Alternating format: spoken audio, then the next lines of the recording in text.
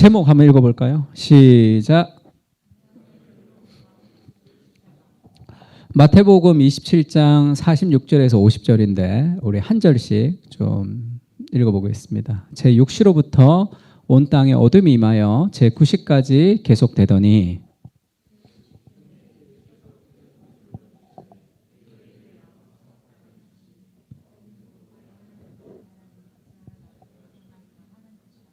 거기 섰던 자 중 어떤 이들이 듣고 이르되 이 사람이 엘리야를 부른다 하고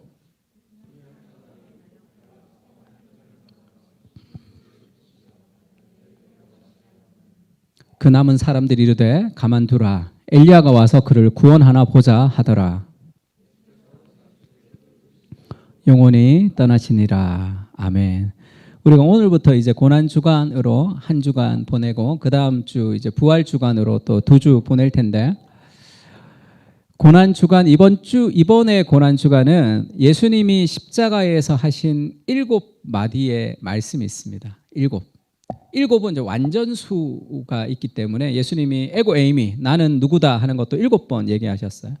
그래서 십자가에서 예수님이 남기신 그 7마디를 오늘부터 토요일까지 이제 그 7개를 이제 오늘 주일날 하나, 그다음에 월, 화, 수, 목, 금, 토 해서 그 가상 7원이라고 그러죠. 예수님이 십자가에서 남기신 그 7마디 그 안에는 복음의 어떤 비밀들이 다 이렇게 포함되어 있습니다. 그 의미들을 좀 같이 좀 보고 우리가 좀 기도하고 그런 이제 한 주간을 좀 보내면 좋을 것 같습니다. 아버지 저들을 사하여 주옵소서 이렇게도 말씀하셨고요. 오늘 네가 나와 함께 낙원에 있으리라. 여자여 보소서 아들이니이다. 엘리 엘리 라마 사박다니. 그다음 내가 목마르다. 다 이루었다. 아버지 내 영혼을 아버지 손에 부탁하나이다. 이런 7개의 그 말씀을 예수님이 하셨습니다. 오늘 이 중에서 엘리 엘리 라마 사박다니 예수님이 돌아가실 때 하나님이여 하나님이여 어찌하여 나를 버리셨나이까 라는 이 말씀을 중심으로 그 예수님의 십자가에 대해서 좀 생각하는 시간을 좀 가지려고 그래요. 예수님이 하나님에게 지금 이 버림을 받는 거죠. 하나님으로부터 버림을 받는 그런 이 그 아버지와 아들과의 그런 그 가슴 아픈 그런 장면이 이제 연출이 됩니다. 예수님이 버림을 받으셨기 때문에 우리가 버림받지 않는 거예요. 그러니까 우리를 버림받지 않기 위해서 그리스도가 이 버림을 받으셨던 그것이 이 십자가에 있는 그런 이 은혜죠. 그래서 예수님이 버림받은 것이 어떻게 왜 우리가 버림받지 않는 것이 되는지에 대한 이해가 좀 필요합니다. 그러니까 지난주도 설교했지만 우리가 직장 생활을 잘 하려면 건강하고 직장 생활을 잘 하려면 복음의 은혜가 내면을 적셔야지만 건강한 직장 생활을 할 수 있다 이렇게 얘기했습니다. 뭐 성공하는 직장 생활하고 조금 다를 수 있겠죠. 근데 진정한 성공의 직장 생활이죠. 만약에 교회를 이렇게 우리가 한다고 할 때 아주 사람도 많고 교회가 이렇게 크지만 그 담임 목사님이 부목사들 불러서 이렇게 촛대뼈 깐다 그러죠. 이렇게 까고 야 오늘 몇 명 왔어 뭐 이렇게 해서 막 부흥한다면 그거는 건강한 방식은 아닌 거죠. 많아질 수 있지만 직장 생활도 마찬가지예요. 직장 생활도 막 뭐 상사 욕이나 하고 그 다음에 그 밑에 직원들한테 막 분노하고 전화기 던지면서 일을 아무리 잘해도 그것은 우리가 원하는 직장 생활이 아니죠. 그러니까 왜 그러냐 하면 복음으로부터 그것이 시작되지 않기 때문이죠. 복음이 연결되지 않기 때문에. 그러니까 그리스도의 복음이 연결이 되면 훨씬 더 건강하고 훨씬 더 안정적인 교회를 만들 수도 있고 훨씬 더 안정적이고 건강한 가정 생활이 이루어질 수 있겠죠. 직장도 마찬가지입니다. 그렇게 연결이 될 때 더 풍성해지는 거예요. 그게 그리스도의 십자가를 우리가 묵상하고 우리의 삶에 가져와야 될 이유 중에 하나입니다. 하나님이 어떻게 존재하시는가 하면 하나님은 삼위일체로 존재하세요. 혼자 존재하지 않습니다. 그러니까 연합으로 존재하신단 말이에요. 그러니까 홀로 존재하지 않고 연합된 원이 아니라 유니티로 하나님이 존재하신다는 걸 기억해야 돼요. 그래서 사람은 홀로 있는 존재가 아니에요. 홀로 있으면 문제가 생깁니다. 그 삶에 있어서, 그러니까 뭐 신앙생활도 마찬가지예요. 공동체가 없이 혼자 신앙생활 한다, 그건 다 문제가 생기게 돼 있어요. 그 삶에 있어서 왜곡되는 삶의 형태가 일어날 수밖에 없습니다. 하나님이 삼위일체로 존재하시는데, 그래서 예수님이 그렇게 말씀하신 적이 있죠. 나와 아버지는 하나이다, 이렇게 얘기했습니다. 완전한 연합, 셀프 기빙 러브라고 그랬어요. 자기를 내어주는 사랑으로 완전히 연합되어 있는 하나님의 연합이 있습니다. 그래서 그 조나단 에드워드가 쓴 하나님의 영광을 위한 하나님의 열심이라는 책에서 그렇게 얘기하죠. 조나단 에드워드가 그런 질문을 해요. 하나님이 세상을 왜 창조하셨을까? 세상을 창조해야지만 되면 안 돼요. 하나님은 세상이 필요 없어야 돼요. 그래야 완전한 존재가 되죠. 세상이 필요 없는데 만들어야지 하나님이 완전한 존재가 돼요. 하나님이 세상을 만들지 않으면 외로우면 그건 하나님으로 존재할 수가 없어요. 그러니까 세상이 필요 없는데 하나님이 만드신 거예요. 그래서 하나님을 위해서 세상을 만든 것이 아니라 세상을 위해서 하나님 세상을 만드신 거죠. 그것을 조나단 에드워드가 그렇게 생각했습니다. 창조주께서 인간을 지으신 한 가지 이유가 있다면 관계에서 오는 우주적인 기쁨과 사랑을 얻는 게 아니라 이미 만끽하고 계시기 때문에 나누시려는 것이다. 하나님은 행복하세요. 하나님이 행복하다는 걸 알아야 됩니다. 왜죠? 삼위일체의 관계에 하모니가 있기 때문에 그래요. 우리가 클래식 같은 거 듣고 오케스트라 같은 거를 들을 때 우리가 그 뭐라 그럴까? 우리가 감동하는 이유가 뭐냐면 그것은 어떤 질서, 하모니가 있는 거죠.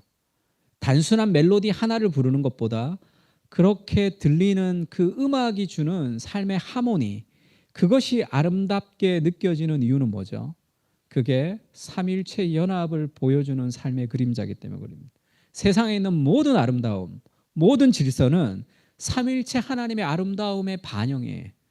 그러니까 그 아름다움을 보고 결국 삼일체 하나님의 아름다움을 볼 수 있도록 우리에게 보여주는 것이죠. 세상에 있는 모든 아름다움은 다 하나님의 아름다움입니다. 그러니까 하나님은 관계적으로 행복한 분이에요. 그 행복과 그 사랑이 충만해서 세상을 창조했죠. 왜? 사랑을 나누고 싶어서. 사랑은 고여있지 않아요. 사랑은 반드시 나눠집니다. 그래서 은혜를 받으면 나의 시간과 돈과 에너지를 다른 사람을 위해서 사용할 수밖에 없는 거죠.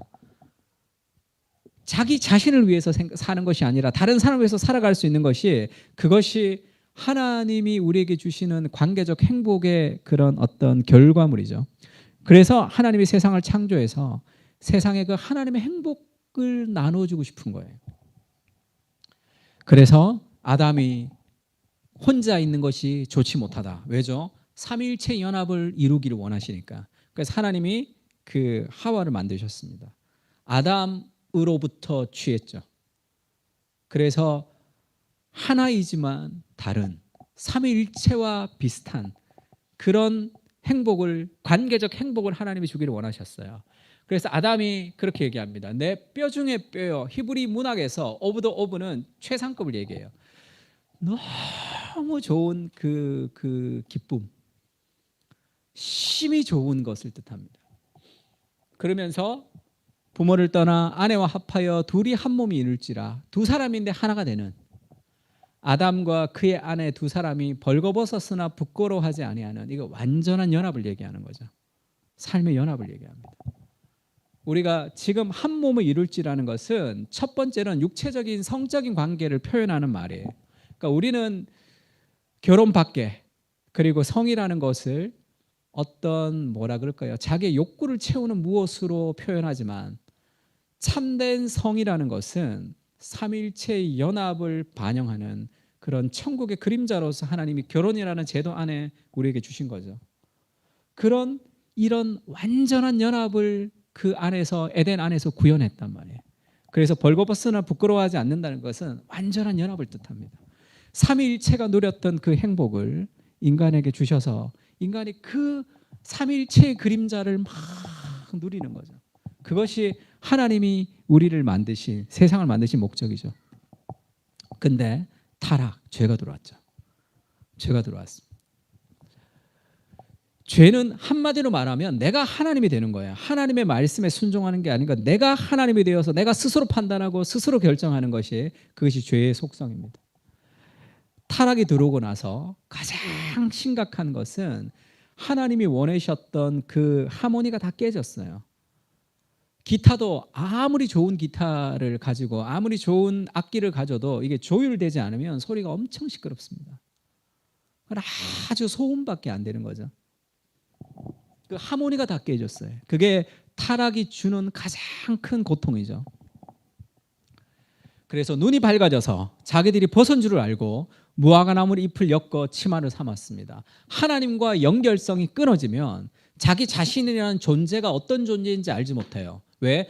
하나님이 나를 지으셨고 하나님의 사랑받는 존재라는 것이 나를 지탱하는 정체성이었는데 그 하나님과 단절이 되면서 내가 누군지를 알지 못하는 거예요. 내가 자기를 보니까 자기 안에 부끄러움이 있다. 그래서 그 수치심으로 가리는 거죠. 그래서 자기 안에 어떤 문제가 해결되지 않기 때문에 다른 사람과 갈등이 있을 수밖에 없죠. 하나님이 물었습니다. 네가 왜 그런 일을 했냐? 그렇게 이렇게 얘기하죠. 아담이 이르되 하나님이 주셔서 나와 함께 있게 하신 여자, 그 여자가 그 나무 열매를 내게 주므로 내가 먹었나이다. 이렇게 얘기해요. 여러분이 하와였다면 그때 어떤 기분이 들었을까요? 내 뼈 중에 뼈요, 내 살 중에 살이다. 벌거벗으나 부끄러워하지 않는 그 완전한 연합을 가졌는데 죄가 들어오면서 갈등이 생깁니다. 너는 너고 나는 나야. 나의 수치심과 나의 부끄러움을 숨기기 위해서 다른 사람을 탓하는 그런 삶을 살아가는 거죠. 네가 줬기 때문에. 그 네가 준 것도 아니죠. 하나님이 내게 주셔서, 하나님이 주셔서 그렇게 됐다. 이렇게 이 자기 변명, 자기 변호, 이것이 그 자기 속임이죠. 그것이 죄의 특징입니다. 존 스토트가 그렇게 얘기하죠. 죄는 하나님과의 단절, 하나님과의 관계가 끊어졌어요. 두 번째는 자기 자신과의 관계가 끊어졌습니다. 그리고 당연히 이웃과의 갈등이 있는 거죠. 우리가 살면서 뭐가 제일 힘들어요? 내 자신에 대해서 만족하지 못하고 내가 수치스럽기도 하고 내가 뭐 열등감을 가지기도 한 자기 자신과의 문제. 두 번째는 갈등이죠. 회사에서의 갈등, 가정에서의 갈등, 사람들과의 관계의 문제잖아. 그것이 우리를 힘들게 한단 말이에요. 이것을 어떻게 해결할 수 있는가? 이것은 죄의 문제이기 때문에 그래. 그 인간이 가지고 있는 그 이 죄의 문제를 해결하지 못하기 때문에 이 관계의 문제들이 해결되지 않습니다.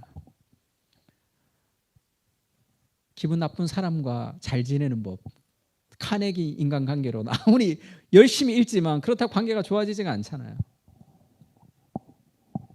그것이 우리 안에 있는 뿌리 깊은 죄의 결과, 하나님과 멀어지면서 오는 삶의 결과죠. 그것을 해결해야지, 그것으로부터 출발해야지 삶의 문제들을 해결하며 살아갈 수 있는 거죠. 그래서 인간의 마음의 가장 깊은 곳에는 뭐가 있냐? 하나님과 멀어진 슬픔이 있어요. 그 외로움입니다. 인간의 마음의 가장 깊은 곳에 있는 그것은 하나님과 멀어진 슬픔이에요. 목사님 그걸 어떻게 알 수 있습니까? 알 수 있죠. 하나님을 딱 만났을 때 웃는 사람 있어요? 하나님 만났다 이렇게 막 웃는 사람 있어요? 다 울어요. 하나님을 인격적으로 만날 때 다 눈물을 흘립니다. 인간의 마음 가장 깊은 곳에 하나님과 멀어진 그 슬픔을 갖고 있는데 잘 모르기 때문이죠. 내가 슬픈지도 모르고 살아왔던 그런 삶을 살아가요.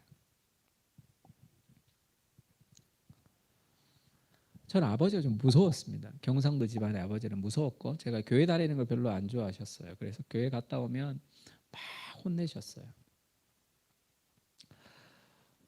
그래서 그래도 주일 아침이 되면 우리 아버지가 막 지키고 있었어요. 어떨 때는 교회 못 가게 하려고. 그러면 오늘은 못 가겠구나 이렇게 생각했어요.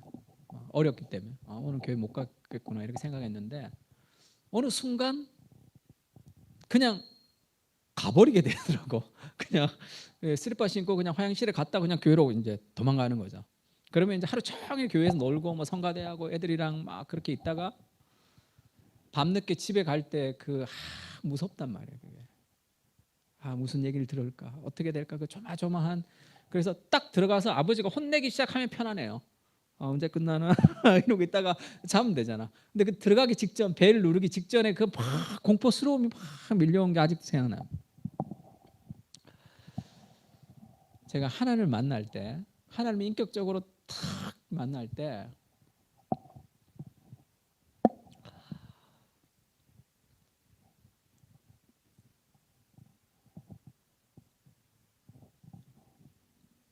너희가 아바 아버지라 부르냐 이렇게 얘기하죠. 성경에 보면 아빠 이렇게 한번 불러봤어. 저는 우리 아버지를 그렇게 불러본 적 없습니다. 어릴 적에도 우리 아버지는 무서우셨기 때문에 아빠 뭐 이렇게 좀 친근하게 불러본 적이 없어요.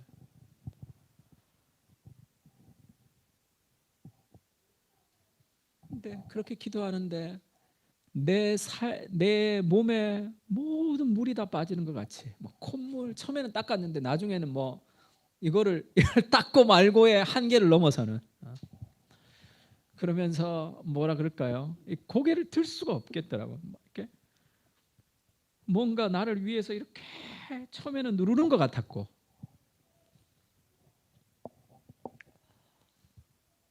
두 번째는 누가 나를 안아주는 것 같았습니다.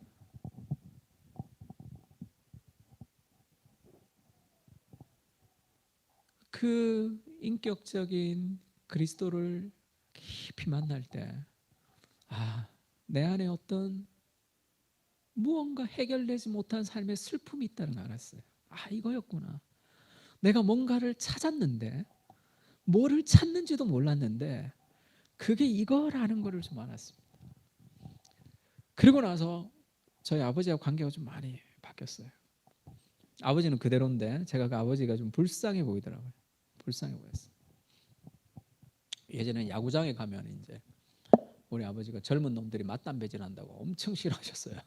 야구장에 가면 담배 피잖아요, 사람들. 그래서 다시는 안 와야 되겠다, 내가. 같이 다시는 안 와야 되겠다 이런 생각했는데 인간의 마음 가장 깊은 곳에는 하나님과 멀어진 슬픔이 있어요. 그 외로움이 있습니다. 그걸 가지고 살아가는 거죠. 우리의 모든 삶의 욕망은 그 외로움을 해결하기 위한 무엇으로 사람들은 그거를 채워가는 거예요. 그러니까 사랑을 갈급한 무엇이 있단 말이에요. 제가 그 올해 읽은 책 중에 대화를 잃어버린 사람들, 고립의 시대 이런 책들 보면서 코로나 시대를 보면서 코로나 시대, 그다음에 오늘날의 정치 보면서 오늘날의 사람들의 분노 이런 걸 보면서 이 원인이 무엇일까를 좀 공부하고 싶었어요. 보면서 제가 내린 결론은 한 가지입니다. 외로움. 정치적으로 막 그 하는 그 트럼프를 지지했던 사람들 이 고립의 시대를 보면 그 삶의 어떤 외로움의 정서가 나와요. 그 나치를 지지했던 사람도 마찬가지입니다. 히틀러를 지지했던 많은 사람들이 거기에 열광할 수 있는 것은 대부분 그 전체주의의 기원을 한나 아렌트가 그 외로움에서 찾아요. 그건 사람을 외롭게 하지 말아야 된다는 뜻이 아니라 인간 마음 깊은 곳에 있는 하나님과 멀어진 삶의 슬픔과 외로움이 있다는 것을 인식해야 되는 거죠. 그거를 잘 인식하지 못하면서 그러니까 뭔가 이 삶의 드라이브가 있는 거죠. 뭔가 움직여요. 내가 무엇을 위해서 움직입니다. 근데 그거는 내 삶의 어떤 외로움을 채우기 위한 하나님과 멀어진 삶의 무엇을 채우기 위한 삶의 동력이라는 것을 알 필요가 있어요.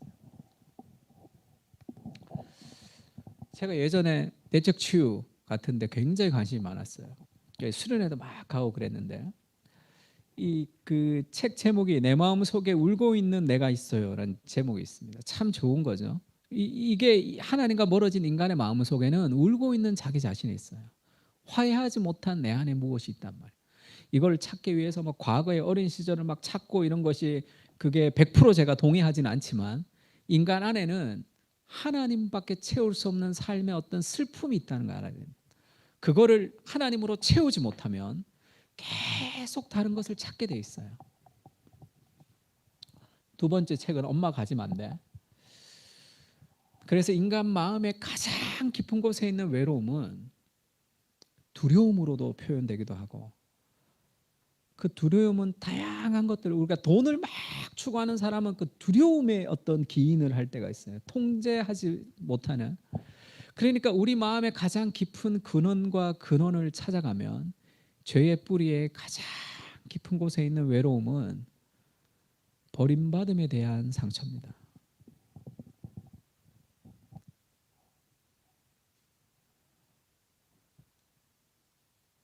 열심히 공부하는 이유는 뭡니까, 여러분?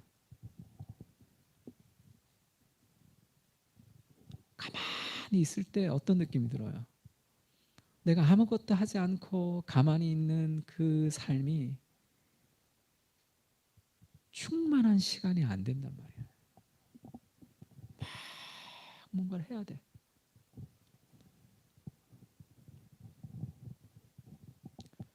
아니면 뭔가를 하지 않아도 끝없는 내 생각이 나를 막 밑으로 끌고 온다는 거예요.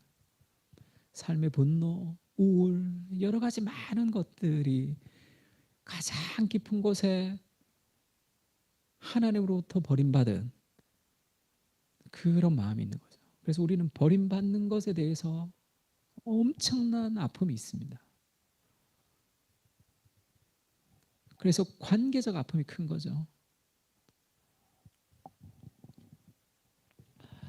권수용 교수님이라고 연세대 교수님 그런 그 얘기를 하는 걸 제가 한번 들었어요. 어떤 사람이 운전하다가 누가 이렇게 들어오면 옆으로 와 화가 난대. 절대 못 들어와. 이렇게 확 그냥 어디를 들어와. 이렇게 너무 화가 난대. 제가 부산에 갔더니 부산에 있는 목사님이 그러시더라고. 내가 그 봉고차를 가지고 이제 공항에 가야 되는데 목사님 부산에서는 깜빡이 넣으면 안 됩니다. 그러면 못 들어갑니다. 어떻게 하나 무조건 넣어야 됩니다. 그러더라고. 깜빡이 넣으면 이렇게 지나간다는 거예요. 근데 그분은 막 분노. 누가 끼어들면 막 폭발적인 분노가 있다. 그러니까 집에 오면 아내랑 아들과 딸이 있는데 집에 오면 아내와 아들과 딸이 있는데 아들과 딸이 방으로 쓱 들어간다는 거야. 그러면 무시당하는 느낌이 든단 말이에요. 야 나와 이렇게 나온다고. 이거 누가 사준 줄 알아? 부터 시작해서 막 강압적으로 그런다고 뭐 그게 뭐 마음에 동의가 되나? 뭐 딸 아들들 막 그렇게 좀 힘들게 있죠. 그리고 와이프도 그렇고 도저히 못 살겠다 이혼하자 이렇게 된 거예요. 그 이혼하기 전에 숙려 기간에 상담을 받죠. 상담을 받다가 이제 권수영 교수님한테 왔다는 거예요. 오면서 이제 이런저런 얘기를 하다가 그의 분노라는 것은 숨기는 감정이죠. 무엇이 있어요. 그것이 분노로 표출되는 거죠. 나 뭔가 지금 잘못됐어라는 걸 보여주는 감정이니까. 그 안에는 외로움이 있습니다. 버림받음에 대한 상처가 있는 거예요. 그가 어린 시절에 엄마로부터 그다음에 외삼촌으로부터 받았던 여러 가지 그것들을 이제 고백하며 아이들에게 고백하며 회복됐던 그런 얘기들을 제가 쭉 들은 적이 있습니다. 근데 그것은 근본적인 회복은 아니에요. 그것이 그러나 그런 이야기를 통해서 우리가 배울 수 있는 것은 우리의 삶의 가장 깊은 곳에 버림받은 외로움이 있다는 것을 좀 알아야 됩니다. 그것이 나를 분노하게 하는 거예요. 그것이 나를 이 좌괴감이 들게 한단 말이에요.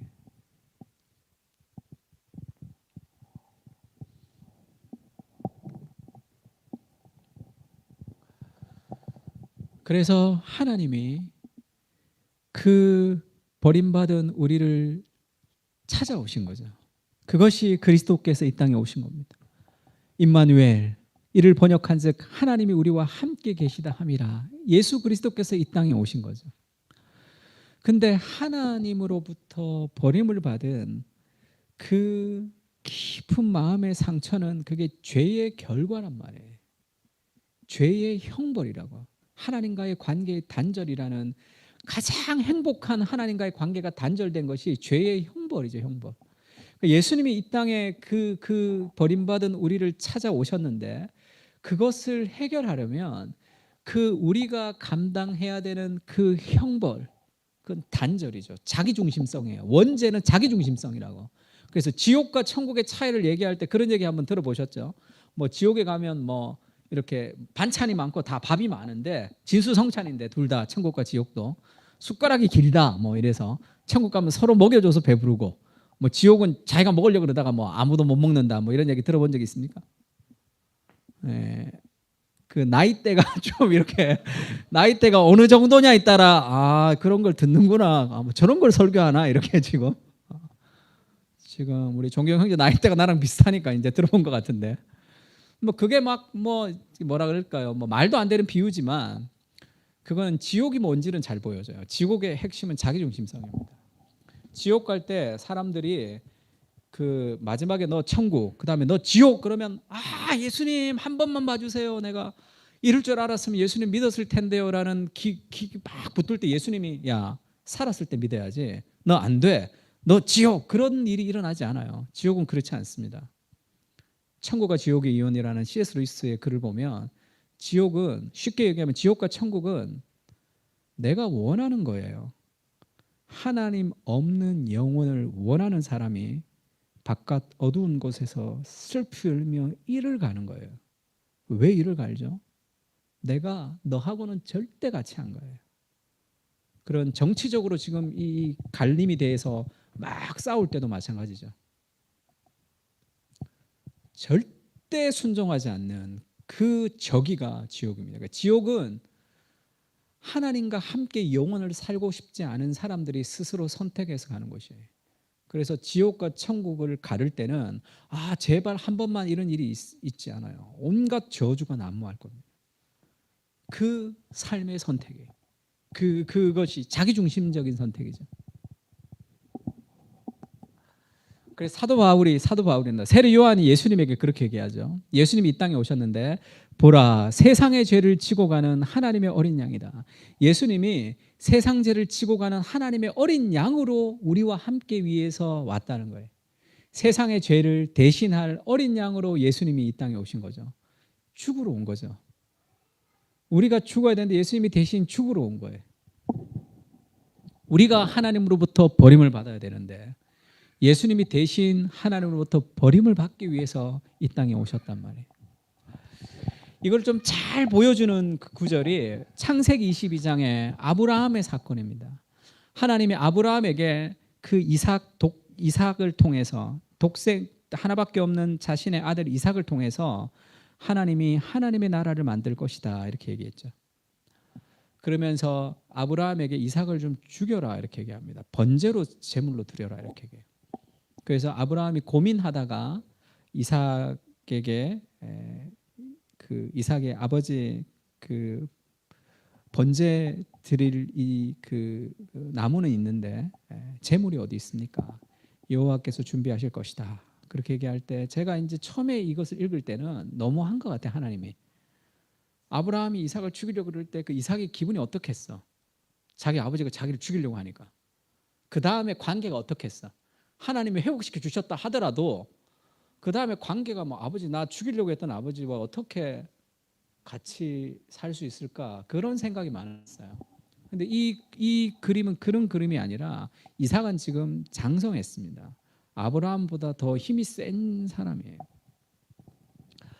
아브라함이 삶의 길을 가면서 그 이삭에게 얘기했겠죠. 죽어서 다시 살아나는 부활의 신앙을 믿었다. 히브리서는 그렇게 얘기했는데 이삭은 순종의 어린 양인 그리스도를 보여주는 그림자. 그러니까 이삭은 그 죽음을 순종하고 죽어서 다시 살아난다는 그 믿음을 가지고 아브라함이 자식을 죽이려고 지금 이 칼을 빼는 거죠. 단순한 테스트였으면 거기서 끝난다 그랬죠. 야, 내가 너 시험해 봤는데 너 이 정도 믿음이구나. 통과 이렇게 돼야 되는데 이건 단순한 테스트가 아니라 그랬죠. 왜냐하면 이삭은 반드시 죽어야 되는 존재죠. 죄인이기 때문에. 그래서 하나님이 여호와 이레 이 그림에 보면 양을 준비했습니다. 수풀에 걸린 양이 있어요. 그 양을 대신 번제로 드리면서 스토리가 끝이 나죠. 그러면 성경 그렇게 얘기합니다. 아브라함이 눈을 들어 살펴본즉 한 순양이 뒤에 있는데 뿔이 수풀에 걸려 있는지라 아브라함이 가서 그 순양을 가져다가 아들을 대신하여 번제로 드렸더라. 이삭이 반드시 죽어야지만 되는 존재죠. 근데 이삭을 대신해서 죽는 양이 이삭을 살리는 거죠. 이것을 통해서 하나님이 그리스도의 십자가를 보여주는 거죠. 그리스도의 십자가에서 아버지의 마음도 보여줍니다. 자기 아들을 죽이는 그 아브라함의 심정을 통해서 하나님의 마음을 우리에게 보여주시죠.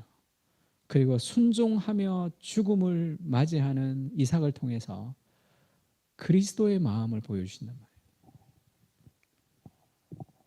신명기 21장 22절에 보면 죽을 죄를 범한 사람은 그를 죽여서 나무에 달아야 된다. 나무에 달아 놓아야 된다. 왜냐하면 나무에 달린 자는 하나님께 저주를 받았습니다. 그래서 죽어서 나무에 달면 하나님의 저주를 받았다는 상징이죠. 예수 그리스도가 하나님께 버림을 받았다는 것은 단순히 하나님이 외면했다는 것이 아니라 하나님의 저주를 받은 거예요. 하나님의 저주를 다 받는 겁니다. 하나님으로부터 버림받은 죄의 결과를 그리스도께서 다 가져가시는 거죠. 오늘 읽었던 마태복음에는 그런 말씀이 있죠. 쓸개를 탄 포도주를 예수께 주어 마시게 하였더니 예수께서 맛보시고 마시고자 아니하셨다. 쓸개 탄 포도주를 이렇게 왜 주느냐 하면 이것은 마취제 같은 거예요.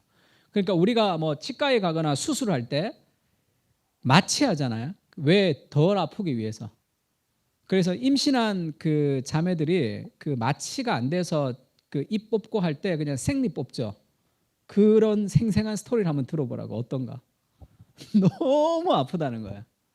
그걸 뽑아야 되니까.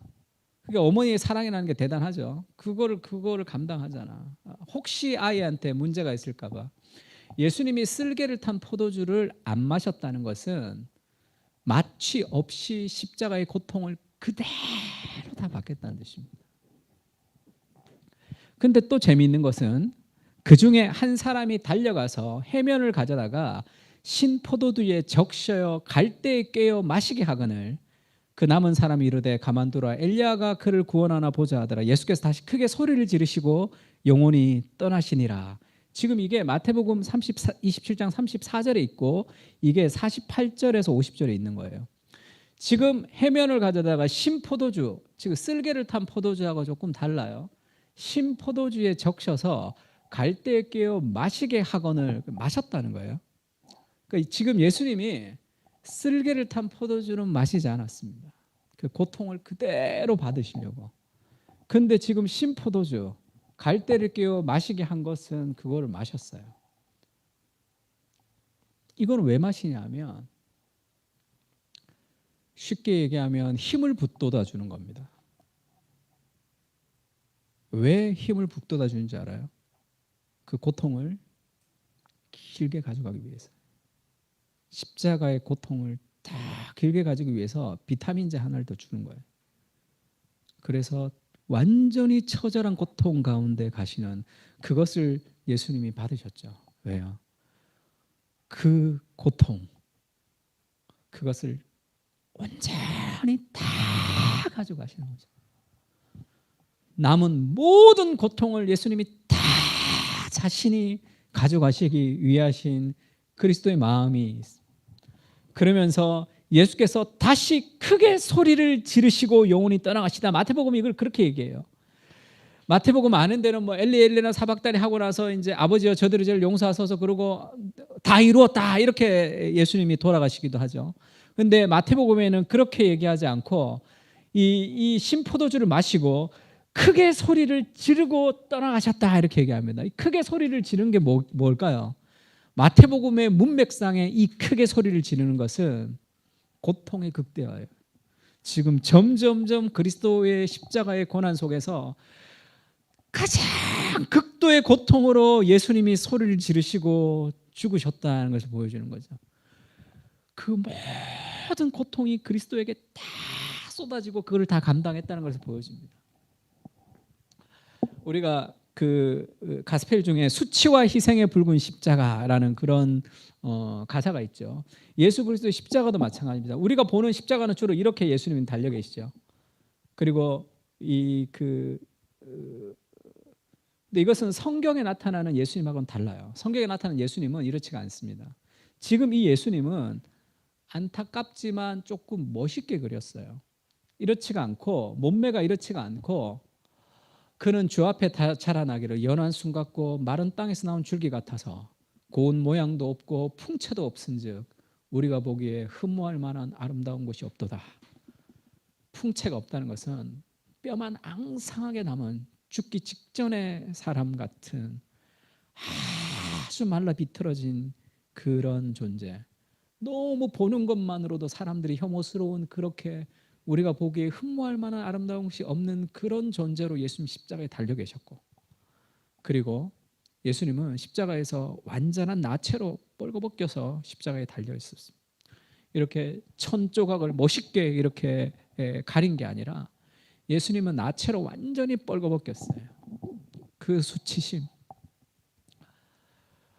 하나님의 아들이라고 기적을 베풀었습니다. 수많은 기적과 수많은 가르침과 그 하나님의 아들이 이 땅에 오셔서 그 신적인 능력을 베푸신 그 예수 그리스도를 사람들이 다 따랐단 말이에요. 자기를 따르고 존경하는 그들 앞에서 나체로 달려있는 메시아라는 것은 그 사람들에게도 견딜 수 없는 고통이죠. 그들이 간절히 기도하는 기도는 뭡니까? 하나님께서 능력을 주셔서 그 십자가에서 내려와서 이것들을 다 한 번에 싹 버리시고 참된 하나님을 드러내 주시기를 얼마나 기도했을까. 근데 조롱당한 나체로 달려서 모든 수치를 예수님이 다 감당하시는 거죠. 이 버림받음은 우리에게 뭐를 전해주냐 하면요, 우리가 너무 큰 죄를 저질렀거나 너무 큰 실수를 저질렀을 때 우리 삶의 그 세상으로부터 오는 그 수치심을 견딜 수 없어서 목숨을 끊는 사람들도 있습니다.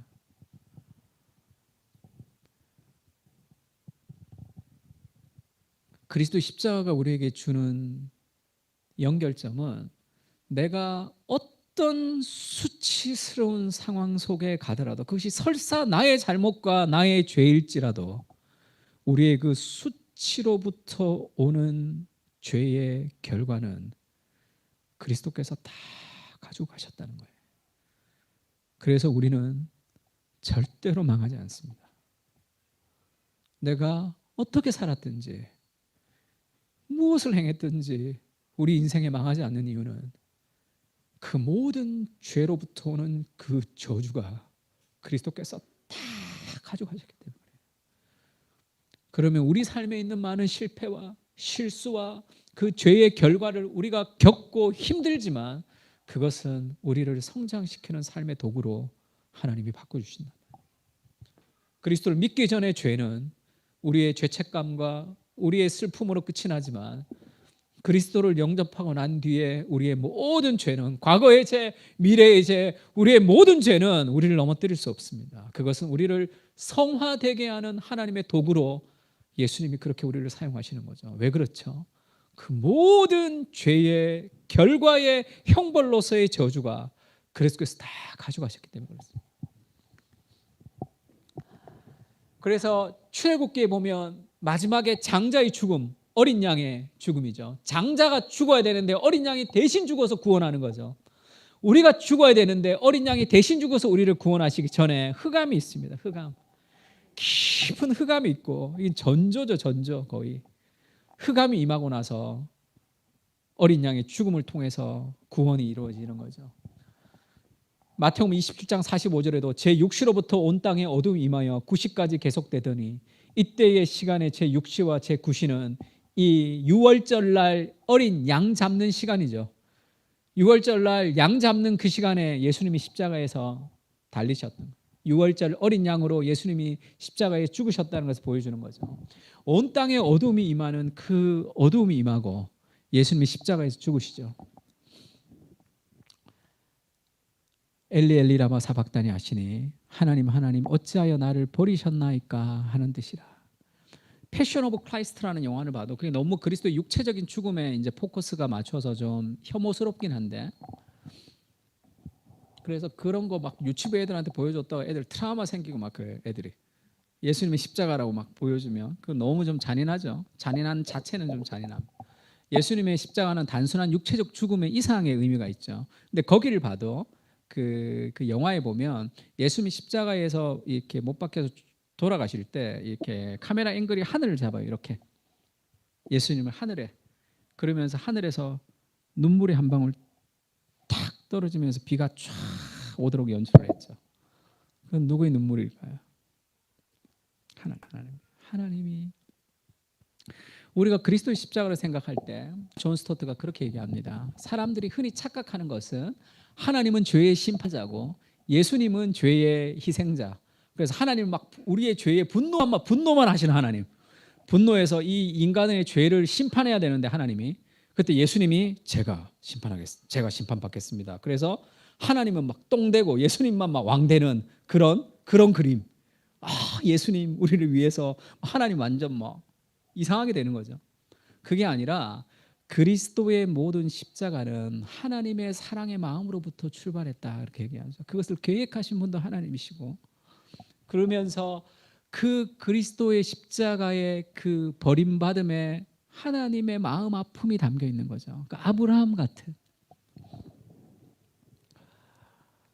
제가 이번 주에 설교를 준비하면서 봐서 그런지 모르겠지만, 이 푸른 나무 재단이라는 이종기 이 대표라는 분이 유키즈라는 그 유재석이랑 이렇게 하는 그 프로그램에 나와서 이렇게 하는 기사를 보고 제가 영상을 한번 찾아봤습니다. 이분이 유명한 분이죠. 이분이 이제 그 자기 자식이 학교 폭력으로 16살 때 죽었어요. 자살했습니다. 그래서 너무 이제 마음이 상하고 힘들어서 그 자기 자식을 폭행했던 아이들을 만났더니 걔네들도 불쌍하더라고요. 그래서 하나님께 맡기고 걔들 용서하고 학교 폭력 방지 재단을 만들었어요. 지금 20몇 년 됐습니다. 그래서 학교 폭력 방지 법안을 제출하고 하는 것도 이분의 공이 굉장히 크죠. 자기 아들의 죽음을 통해서 이제 더 많은 사람들을 살렸던. 그래서 자기 아들에 대한 미안함이 있다는 거예요. 내가 직장일만, 아들이 죽었을 때도 홍콩에 출장 가 있다가 전화를 받았다고 하더라고요. 그런 얘기를 하더라고요. 27년이 지난 거에도 자기가 그날의 기억을 꺼내기가 쉽지 않다는 거예요. 자기가 출장 갈 때 자기 아들이 이렇게 와서 표정이 너무 좋지 않더라는 거야. 자기 봤다는 거야.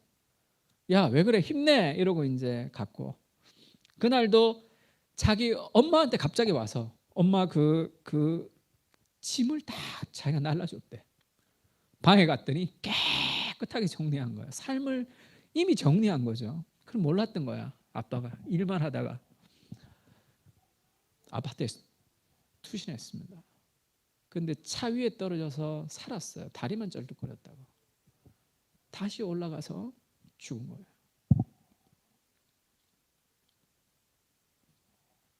이분이 가슴이 미어질 것 같다는 거야. 그냥 죽은 것도 아니고 거기서 떨어져서 차 위에 떨어져서 살았는데 그 쩔뚝거리는 다리를 가지고 올라가서 다시 죽는 걸 생각하니까 어땠을까 하는 거지, 그 마음이.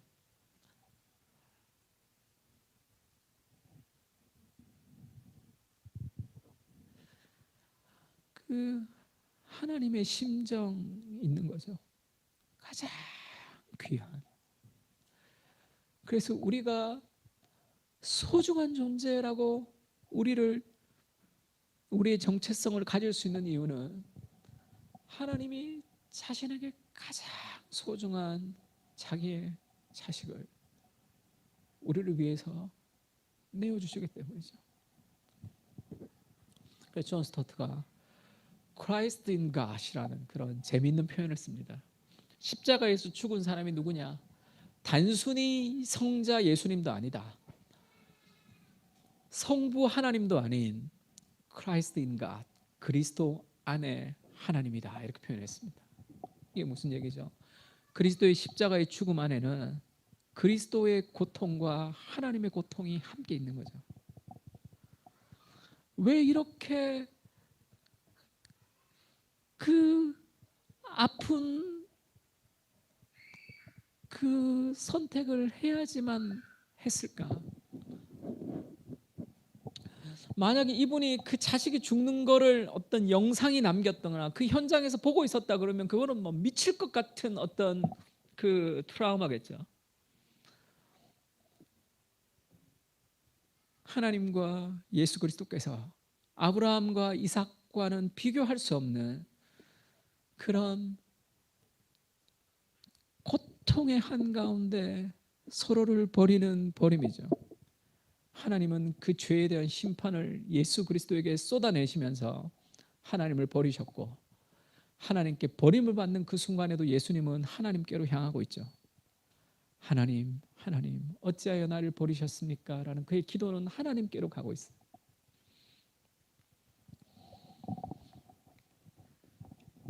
로마서 5장 8절 같이 한번 읽어볼까요? 시작.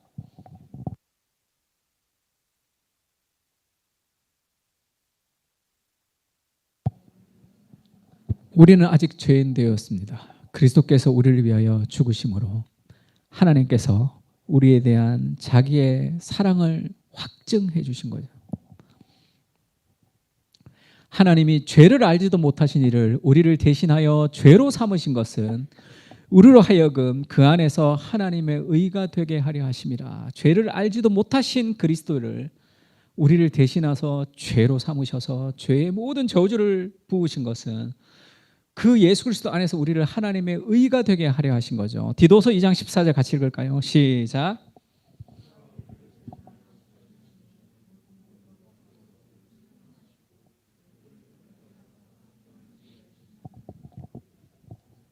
그가 우리를 대신해서 자신을 주심은 모든 불법에서 우리를 속량하시고 우리를 깨끗하게 하사 선한 일을 열심히 하는 자기 백성이 되게 하려 하심이라.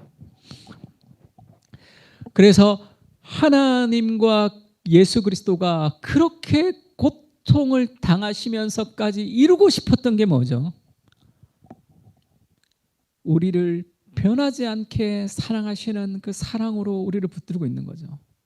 우리 안에서 하나님과 멀어진 삶의 그 슬픔, 그것을 해결하면서 영원한 사랑으로 우리를 끝없이 사랑하시는 그 삶의 안정감을 그리스도 십자가에서 우리에게 부어주신단 말이에요. 히브리서는 그렇게 얘기하죠. 돈을 사랑하지 말고 말고 있는 바를 족한 줄로 알라. 그가 친히 말씀하시기를 내가 결코 너희를 버리지 아니하고 너희를 떠나지 아니하리라. 왜 돈을 사랑하면서 살아가는지 압니까? 이게 없기 때문에. 내가 결코 너희를 버리지 않고 너희를 떠나지 아니할 것이라는 그 그리스도, 하나님과 멀어진 그 삶의 외로움이 그리스도의 십자가의 저주를 통해서 깨트려졌다는 것을 말해야 돼요. 우리는 그리스도의 목숨보다 더 소중한 사랑스러운 하나님의 사람이라는 걸 좀 기억해야 돼요. 그것이 우리 마음에 확 들어오면 우리는 여러 가지 것들에 대한 수많은 유혹으로부터도 자유할 수 있고, 우리 삶의 다른 것, 그 안정감을 누려야지 우리 삶의 스타트 라인에서 출발할 수 있는 거예요. 직장, 가정, 모든 것이 내가 변하지 않는 그리스도의 사랑, 그 내 삶에 외로움이 없는 존재가 되는 거죠. 그 완전한 사랑을 그리스도의 십자가를 우리가 묵상하면서 그를 계속 공급을 받아야 돼요. 흔들릴 때마다 그리스도 십자가의 죽음을 생각해야 되는 거예요. 그보다 더한 사랑이 어디 있었어요?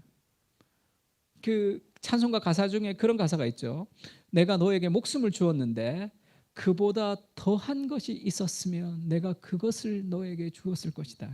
그게 무슨 말이에요? 네가 얼마나 사랑스러운 존재인지를 기억하라는 거지.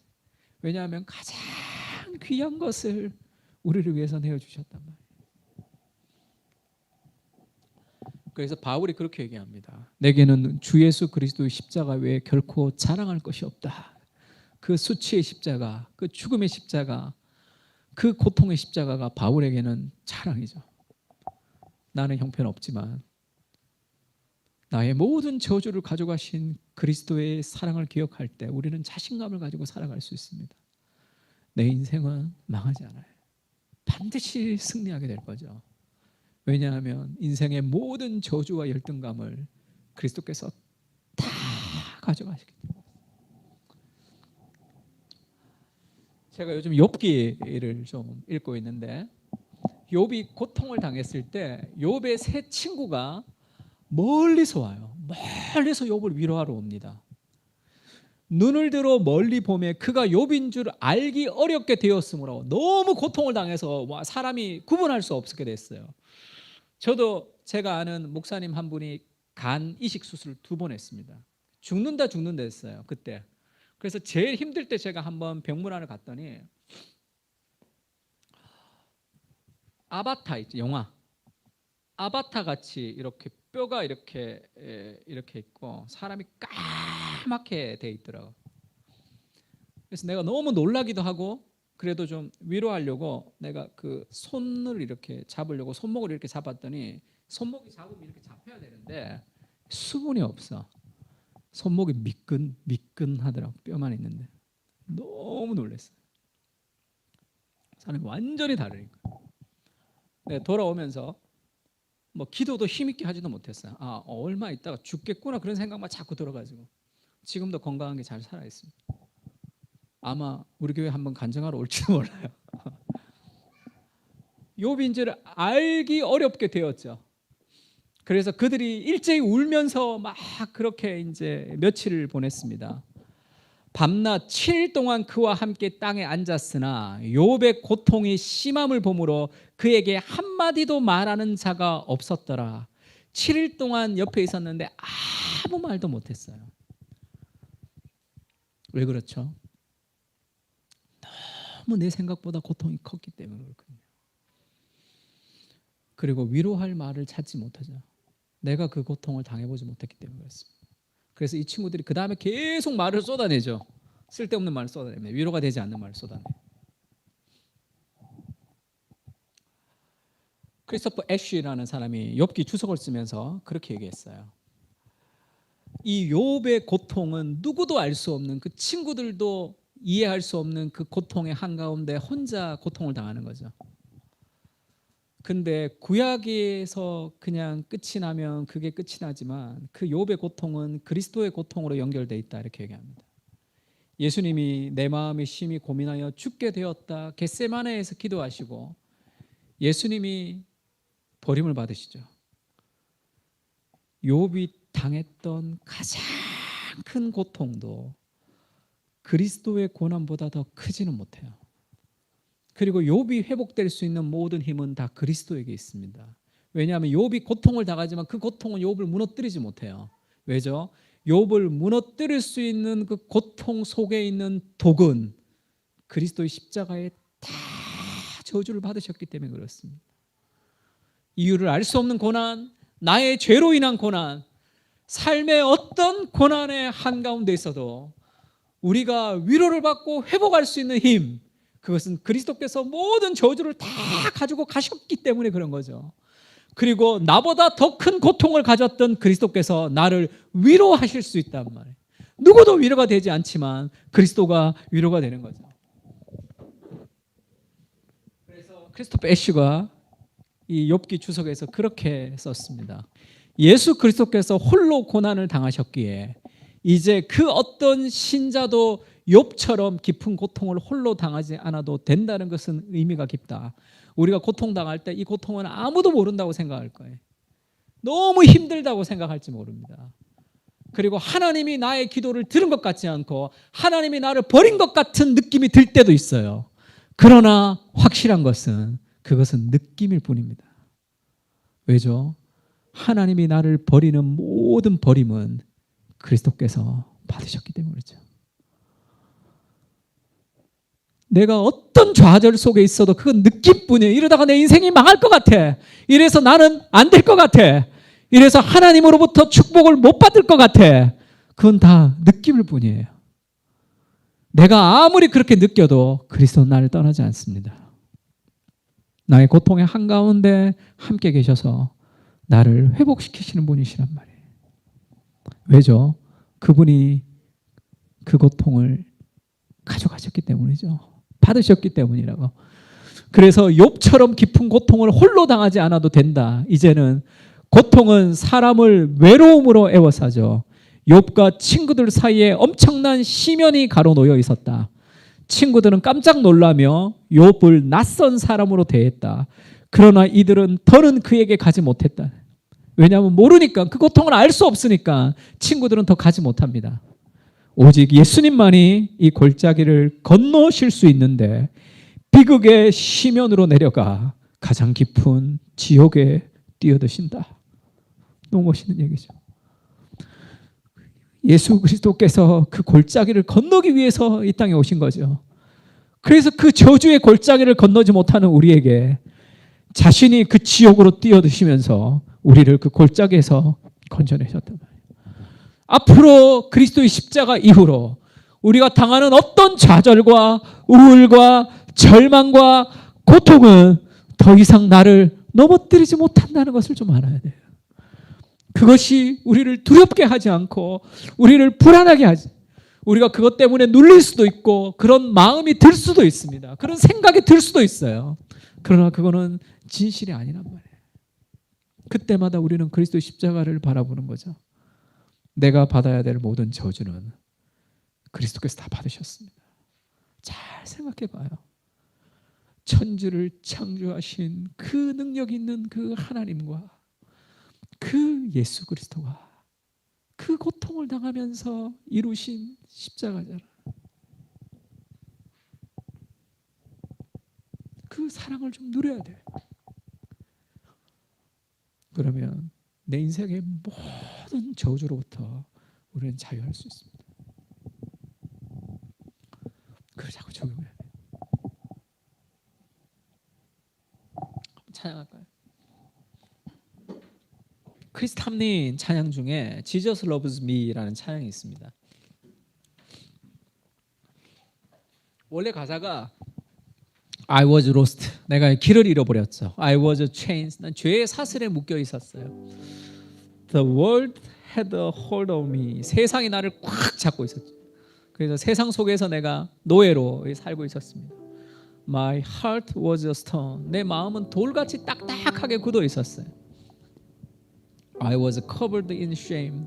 나는 수치심과 부끄러움이 나를 덮어쓰고 있었습니다. When he came for me. 그리스도께서 나에게 찾아올 때 그때 내가 그런 상태였다는 거죠. I couldn't run. 나는 도망갈 수가 없었어요. Couldn't run. 도망갈 수 없어요. From his presence. 그분의 임재로부터 도망갈 수 없어요. 그분이 나를 꽉 안아버린 거예요.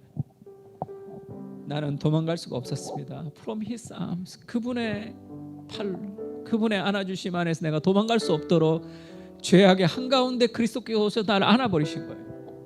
Jesus loves me. 예수님은 나를 사랑하십니다. He loves me. 그는 나를 사랑하세요. He is for me. 그분은 나를 위해 존재하시는 분이죠. 그분은 나를 위해 사셨던 분이죠. Jesus, how can it be? 예수님, 어떻게 그럴 수가 있습니까?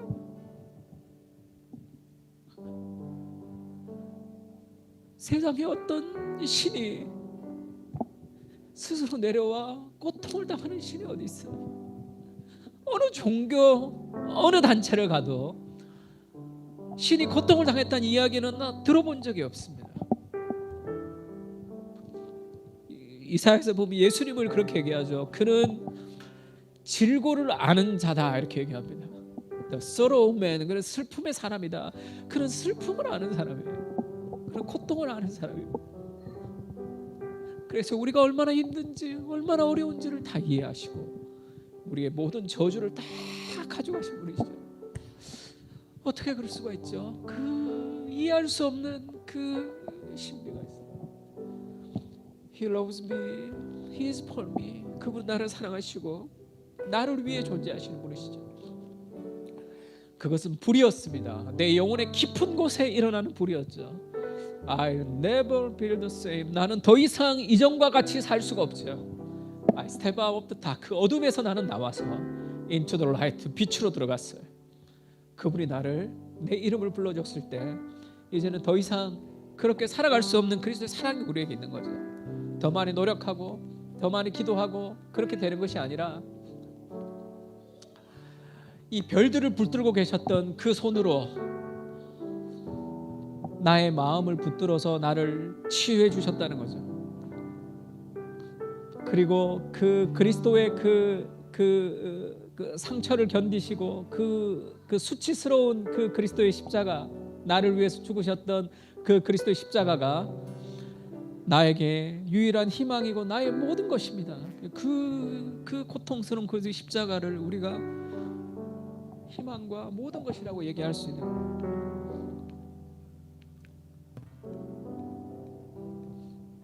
I couldn't know. 후렴만 한번 불러볼까요? 하나님 감사합니다. 우리를 위해서 친히 이 땅에 내려오시고 우리 안에 있는 외로움과 하나님으로 멀어진 그 슬픔을 해결해 주시기 위해서 그리스도께서 우리가 받아야 되는 모든 저주를 다 받으신 것을 기억합니다. 주님, 이제 나는 완전한 그리스도의 사랑 안에 있다는 것을 기억하여 그리스도께서 어떻게 이루신 구원을